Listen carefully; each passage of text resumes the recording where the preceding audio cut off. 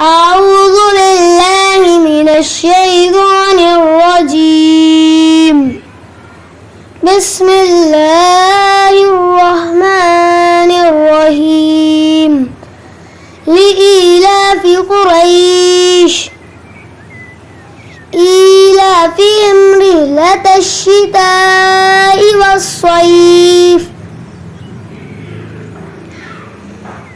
فليعبدوا رب هذا البيت